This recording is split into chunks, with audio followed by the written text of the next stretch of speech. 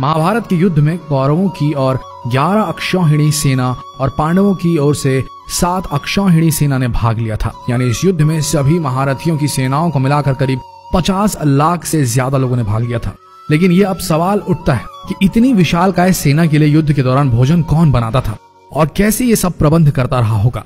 सबसे बड़ा सवाल यह है कि जब हर दिन हजारों लोग मारे जाते थे तो शाम का खाना किस हिसाब किताब से कैसे बनता रहा होगा। सोच कर देखिए कितना मुश्किल प्रिपोजिशन है ये। दर्शकों, आइए जानते हैं आज के इस वीडियो में वो गूढ़ रहस्य कि कैसे पोषण मिलता था महाभारत के सैनिकों को। महाभारत को सही मायने में हम विश्व का प्रथम विश्व युद्ध भी कह सकते हैं, क्योंकि उस समय शायद ही कोई ऐसा राज्य था जिसने इस युद्ध में भाग न लिया। उस काल में आर्यव्रत के समस्त राजा या तो कौरव या पांडवों के पक्ष में खड़े दिख रहे थे।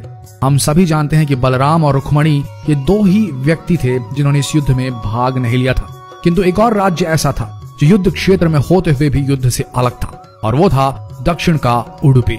महाभारत में वर्णित कथा के अनुसार जब उडुपी के राजा अपनी सेना सहित कुरुक्षेत्र पहुंचे तो कौरवों और पांडवों दोनों ने उन्हें अपने पक्ष में लेने का प्रयत्न करा। लेकिन उडुपी के राजा बहुत दूरदर्शी थे। उन्होंने श्री कृष्ण से पूछा, हे माधव, दोनों ओर से जिसे देखो युद्ध के लिए लालायित दिखता है, किंतु क्या किसी ने सोचा है कि दोनों ओर से उपस्थित इतनी विशाल सेना के लिए भोजन का प्रबंध कैसे होगा। इस पर श्री कृष्ण ने कहा, महाराज, आपने बिल्कुल सही सोचा है।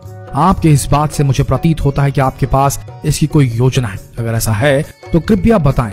उसके बाद उडुपी के राजा ने कहा, सत्य तो यह है कि भाइयों के बीच हो रहे इस युद्ध को मैं उचित नहीं मानता। इसी कारण इस युद्ध में इच्छा मुझे नहीं है, किंतु ये युद्ध अब टाला भी नहीं जा सकता। इस कारण मेरी ये इच्छा है कि मैं अपनी पूरी सेना के साथ यहाँ उपस्थित समस्त सेनाओं के भोजन का प्रबंध करूं। इस पर श्री कृष्ण मुस्कुराते हुए बोले, महाराज, आपका विचार अति उत्तम है। इस युद्ध में लगभग 50 लाख योद्धा भाग लेंगे, और अगर आप जैसे कुशल राजा उनके भोजन के प्रबंध को देखेंगे तो हम सब उस ओर निश्चिंत रहेंगे। श्री कृष्ण ने कहा, वैसे मुझे पता है कि सागर जितनी इस विशाल सेना का भोजन प्रबंध करना आपकी और भीमसेन के अतिरिक्त किसी के लिए भी संभव नहीं है, किंतु भीमसेन इस युद्ध से विरक्त नहीं हो सकते। अतः मेरी आपसे यह प्रार्थना है कि आप अपनी सेना सहित दोनों ओर की सेनाओं के भोजन का भार संभालें। इस प्रकार उडुपी के राजा ने सेना के भोजन का भार संभाला। पहले दिन उन्होंने उपस्थित सभी के लिए भोजन का प्रबंध किया। उनकी कुशलता ऐसी थी कि दिन के अंत तक गिन के एक भी दाना बर्बाद नहीं होता था। जैसे जैसे दिन बीतते गए योद्धाओं की संख्या बहुत ही कम होती गई। दोनों ओर के योद्धा ये देख के आश्चर्यचकित हो जाते थे कि हर दिन के अंत तक उडुपी नरेश केवल उतने ही लोगों के लिए भोजन बनाते थे जितने वास्तव में उपस्थित रहते थे।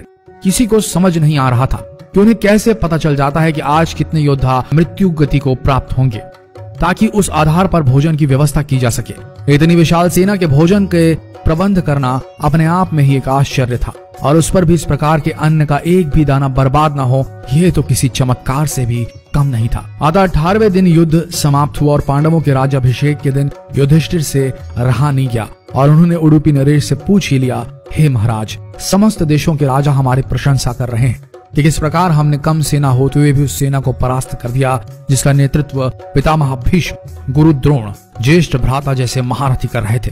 किंतु मुझे लगता है कि हम सबसे अधिकांश प्रशंसा के पात्र आप हैं, जिन्होंने न केवल इतनी विशाल सेना के लिए भोजन का प्रबंध किया, अपितु ऐसा प्रबंध किया कि एक दाना भी अन्न का व्यर्थ न हो पाया। मैं आपसे इस कुशलता का रहस्य जानना चाहता हूँ। इस पर उडुपी नरेश ने मुस्कुराते हुए कहा, सम्राट, आपने जो इस युद्ध में विजय पाई है उसका श्रेय किसे देंगे। इस पर युधिष्ठिर ने कहा, श्री कृष्ण के अतिरिक्त इसका श्रेय किसी और को जा नहीं सकता। अगर वे ना होते तो कौरव सेना को परास्त करना असंभव था।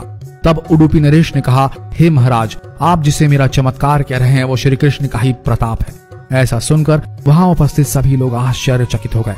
तब उडुपी नरेश ने इस रहस्य से पर्दा उठाया और कहा, हे महाराज, श्री कृष्ण प्रतिदिन रात्रि को मूंगफली खाते थे।